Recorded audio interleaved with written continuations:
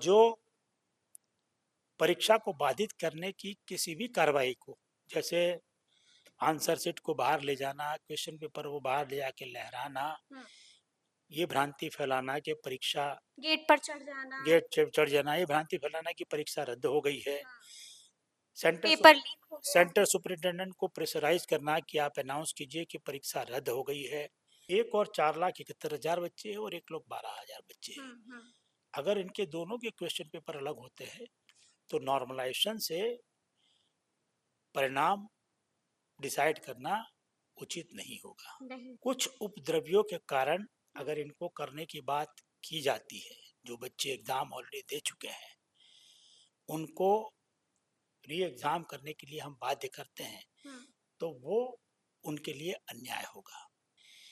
लेकिन अगर कोई ऐसा आयोग के सामने या प्रशासन के सामने प्रूफ आएगा तो निश्चित रूप से जो प्राथमिकी दर्ज हुई है उसके तहत इन्वेस्टिगेशन होगा और इन्वेस्टिगेशन के क्रम में अगर ये बात आती है सामने कि दिनांक 6/12/2024 को आयोग के सामने जो प्रदर्शन हुए थे वो और दिनांक 13/12 को जो आयोग की परीक्षा हुई वो, उसमें उपद्रव करने वाले उपद्रवियों का दोहरी संचार कोई अन्य लोग कर रहे थे कोचिंग संचालक, तो उनकी जरूर पहचान पुलिस की इन्वेस्टिगेशन में होगी।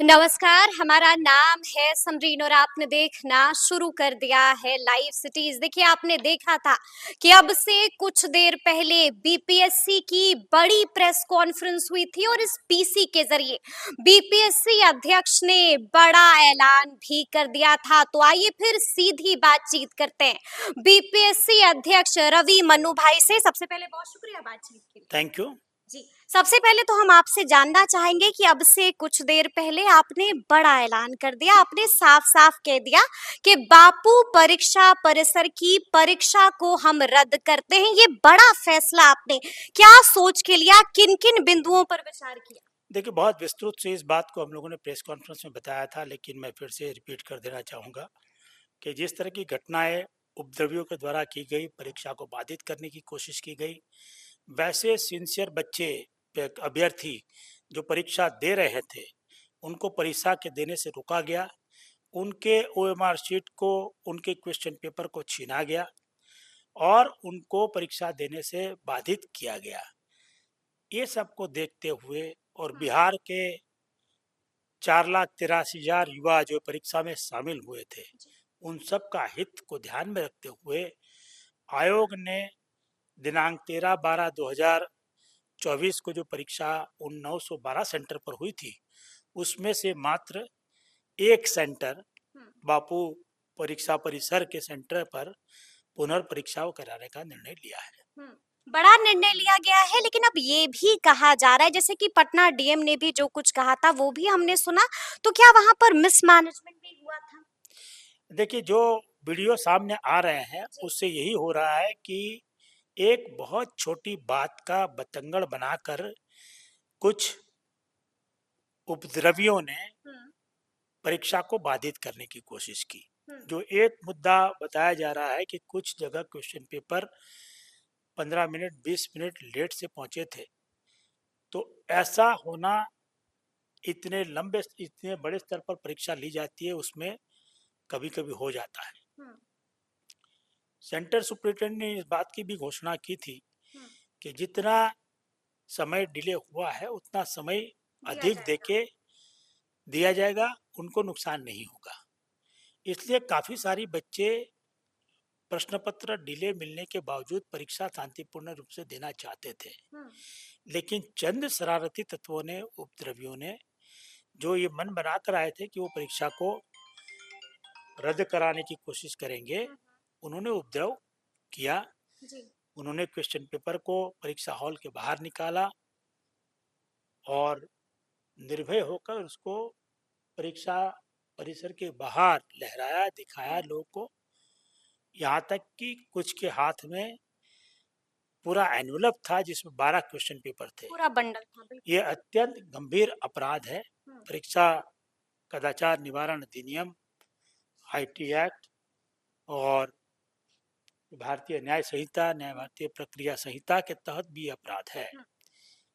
ये सरकारी कार्य में बाधा उत्पन्न करने का भी अपराध है और ये बिहार के 4,83,000 बच्चों के भविष्य के साथ खिलवाड़ था।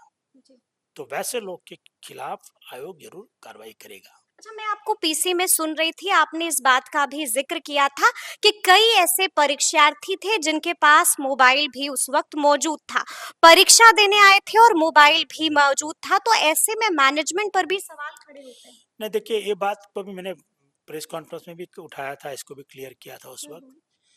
मोबाइल की घटना जो बताई जा रही है वो पूरे परीक्षा परिसर में मोबाइल या कोई भी इलेक्ट्रॉनिक चीज वो लेके जाना की मनाही थी, नॉट अलाउड था। कोई बच्चा वहां पर लेके नहीं गया था। अगर कोई लेके गया भी था तो परीक्षा केंद्र में जामर लगे हुए थे, तो वहां पर ना मोबाइल काम कर रहा था ना कोई और इलेक्ट्रॉनिक गैजेट काम कर सकता था। इसलिए परीक्षा हॉल से किसी सूचना को बाहर भेजना संभव नहीं था और यह कोई सूचना बाहर भेजी भी नहीं गई, उसकी कोई शिकायत भी नहीं आई है। एक्चुअल में हुआ यह है कि परीक्षा जब एंड के तरफ जा रही थी और कुछ उपद्रवियों ने बाहर आकर पूरे परीक्षा परिसर के परीक्षा परिसर में हुजूम बनाकर पूरे माहौल को बिगाड़ने की कोशिश की, तो इस माहौल में हो सकता है कि कोई परीक्षा केंद्र के अंदर अपना मोबाइल लेके चला गया होगा और उसने शायद इस तरह के मोबाइल पर कोई वीडियो रिकॉर्डिंग करने की कोशिश की होगी, लेकिन क्योंकि जामर ऑन थे तो वैसी स्थिति में परीक्षा केंद्र के अंदर से किसी चीज की को इलेक्ट्रॉनिक मीडिया से भेजना संभव नहीं था। लेकिन अब ऐसे में एक ये भी सवाल उठ रहा है कि अगली परीक्षा, जो आपने भी बताया कि हम दोबारा परीक्षा लेंगे, वो परीक्षा कब होगी और कहाँ होगी? 18 और 19 तारीख को आयोग इंजीनियरिंग परीक्षा ऑर्गेनाइज कर रहा है। वो परीक्षा शांतिपूर्ण हो जाने के बाद इस परीक्षा की तिथि की घोषणा आयोग जल्द करेगा। तो क्या बापू परीक्षा परिसर में ही इस परीक्षा का आयोजन होगा? वो इस बात पर निर्भर करेगा कि बापू परीक्षा परिसर जिन दिनों पर आयोग एग्जाम कराना चाहता है उस टाइम पर खाली है कि नहीं। साथ ही इस बात पर भी निर्भर करेगा कि जो बच्चे हैं वो मेनली कहाँ के हैं। बाकी सारे फैक्टर को भी ध्यान में रखते हुए आयोग अगले परीक्षा की तिथि और परीक्षा केंद्रों का निर्धारण करेगा। कई ऐसे परीक्षार्थी हैं जिनका जिक्र आपने इशारों इशारों में किया है कि शरारती तत्व थे, तो क्या वो भी परीक्षा देंगे? मैं इस संबंध में क्लियर कर देना चाहता था कि जो लोग का चेहरा सोशल मीडिया पर जो क्लिप वायरल हुए हैं उसमें क्लियर आ रहा है और जो परीक्षा को बाधित करने की किसी भी कार्रवाई को, जैसे आंसर शीट को बाहर ले जाना, क्वेश्चन पेपर को बाहर ले जाके लहराना, ये भ्रांति फैलाना कि परीक्षा गेट पर चढ़ जाना, ये भ्रांति फैलाना कि परीक्षा रद्द हो गई है। सेंटर सुपरिटेंडेंट को प्रेशराइज करना कि आप अनाउंस कीजिए कि परीक्षा रद्द हो गई है। ये कोशिश करना कि जो शांतिपूर्ण रूप से बच्चे परीक्षा दे रहे थे उनसे भी क्वेश्चन पेपर छीन के उनके परीक्षा को देने को भी बाधित करना, ये कार्य जो किए हैं और जो वीडियो रिकॉर्डिंग आए हैं उसमें जितने लोग की पहचान की जाएंगी, अगर वो अभ्यर्थी के रूप में परीक्षा दिए हैं तो निश्चित रूप से उनकी डिटेल हमारे पास होगी और आयोग उनको परीक्षा अधिनियम के तहत जो कार्रवाई है वो कड़ी से कड़ी कार्रवाई करेगा, यानी कि ब्लैक लिस्ट कर देगा। साथ ही जिला प्रशासन ने भी विस्तृत एफआईआर दर्ज की है जिसमें ऐसे तत्वों की शिनाख्त की जा रही है और उनके खिलाफ जो अन्य कानून है उनके तहत भी कड़ी कार्रवाई जिला प्रशासन, पुलिस प्रशासन करेगा। अच्छा, पटना डीएम की रिपोर्ट जो आई है वो रिपोर्ट मैं भी पढ़ रही थी और उस रिपोर्ट में उन्होंने जिक्र किया है षड्यंत्र का, कि इट वाज पहले से प्लान्ड। आपको भी लगता है कि पहले से सब कुछ प्लान हो गया था? जिस तरह से सेंटर सुपरिटेंडेंट और असिस्टेंट सेंटर सुपरिटेंडेंट ने बताया है वो बातें और उनका बिहेवियर इस और इशारा करता है कि शायद इस तरह के तत्वों ने परीक्षा के पहले परीक्षा को बाधित करने के लिए षड्यंत्र रचा हो। लेकिन इसकी विस्तृत जानकारी पुलिस के द्वारा इन्वेस्टिगेशन के क्रम में ही हो सकती है। जब जिला प्रशासन ने और स्वयं डीएम ने रिपोर्ट दिया है तो निश्चित रूप से उसमें कुछ न कुछ तथ्य होगा जिसकी जांच जिला पुलिस करेगी, और अगर जांचोपरांत ऐसा पाया जाता है तो निश्चित रूप से उनके खिलाफ कार्रवाई भी करेगी।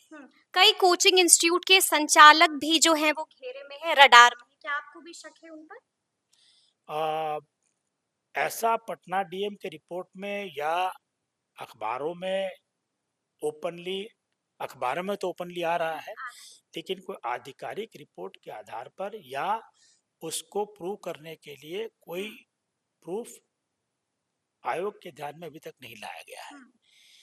लेकिन अगर कोई ऐसा आयोग के सामने या प्रशासन के सामने प्रूफ आएगा तो निश्चित रूप से जो प्राथमिकी दर्ज हुई है उसके तहत इन्वेस्टिगेशन होगा, और इन्वेस्टिगेशन के क्रम में अगर ये बात आती है सामने कि दिनांक 6/12/2024 को आयोग के सामने जो प्रदर्शन हुए थे वो, और दिनांक 13/12 को जो आयोग की परीक्षा हुई वो, उसमें उपद्रव करने वाले उपद्रवियों का दोहरी संचार कोई अन्य लोग कर रहे थे कोचिंग संचालक, तो उनकी जरूर पहचान पुलिस की इन्वेस्टिगेशन में होगी और उनके विभिन्न कानूनों के तहत पुलिस कार्रवाई करेगी। अच्छा, आपने कहा कि हम दोबारा परीक्षा लेंगे उस एक परीक्षा केंद्र की, तो ऐसे में अब ज़हन में एक और सवाल आता है कि जाहिर सी बात है कि जब 2 बार परीक्षा होगी, दूसरी बार परीक्षा ली जाएगी तो क्या नॉर्मलाइजेशन होगा? मैंने बहुत स्पष्ट कर दिया था इस प्रेस कॉन्फ्रेंस में भी कि नॉर्मलाइजेशन नहीं किया जाएगा। नॉर्मलाइजेशन सामान्य रूप से वहाँ किया जाता है जहाँ पर इक्वल नंबर ऑफ स्टूडेंट ने अलग अलग क्वेश्चन पेपर को अलग अलग शिफ्ट में एग्जाम दी हो। हमारे केस में ये जो री एग्जाम होगी वो 12,000 स्टूडेंट की होगी करीब जी। और जो पहले एग्जाम हो गई है 911 केंद्रों पर वो करीब 4,71,000 बच्चों की है। ठीक है। तो एक और 4,71,000 बच्चे हैं और एक लोग 12,000 बच्चे हैं। अगर इनके दोनों के क्वेश्चन पेपर अलग होते हैं तो नॉर्मलाइजेशन से परिणाम डिसाइड करना उचित नहीं होगा। इसलिए आयोग नॉर्मलाइजेशन नहीं करेगा। लेकिन जैसे ही आपकी पीसी खत्म हुई वैसे ही हमारे कमेंट सेक्शन में भी एक सवाल जो लगातार अभ्यर्थी पूछ रहे हैं और हमें कॉल करके कह रहे हैं कि ये सवाल हम आपसे जरूर पूछें, वो सवाल है कि री एग्जाम फॉर ऑल करना चाहिए था। इंसाफ तो हुआ है लेकिन इंसाफ अधूरा हो गया। क्या 15, 16, 50, 100 बच्चों के उपद्रव के कारण बिहार के 4,83,000 बच्चों को टॉर्चर करना चाहिए? अगर आयोग पूरी एक परीक्षा रद्द करता है तो 4,83,000 बच्चों का क्या दोष है? उनको आगे फिर 4 महीना, 3 महीना, 2 महीना जितना डिले होगा उतनी तैयारी करनी पड़ेगी। कुछ उपद्रवियों के कारण अगर इनको करने की बात की जाती है, जो बच्चे एग्जाम ऑलरेडी दे चुके हैं उनको री एग्जाम करने के लिए हम बाध्य करते हैं तो वो उनके लिए अन्याय होगा। तो वैसी स्थिति में आयोग ने बिहार के अभ्यर्थियों के हित में ही यह निर्णय लिया है कि मात्र बापू परीक्षा परिसर में केंद्र पर जो एग्जाम थी उसको ही री एग्जाम कराया जाए। बाकी जिन्होंने एग्जाम दे दी है वो एग्जाम एज इट इज रहेगी, उसका परिणाम और ये आने वाली एग्जाम का परिणाम एक साथ मिला के बगैर नॉर्मलाइजेशन के दिया जाएगा। चलिए, बहुत बहुत शुक्रिया बातचीत के लिए। तो सुना आपने क्या कुछ कहा है बीपीएससी अध्यक्ष ने। देखिए, तफसील के साथ बता दिया है कि क्या कुछ आगे करने जा रहा है बीपीएससी। तो फिर ये पूरी बातचीत आपको कैसी लगी है कमेंट करके हमें जरूर बताइएगा। तो ऐसे तमाम अपडेट्स के लिए बिल्कुल ऐसे ही हमारे साथ बने रहिएगा और देखते रहिएगा लाइव सिटीज। बहुत शुक्रिया।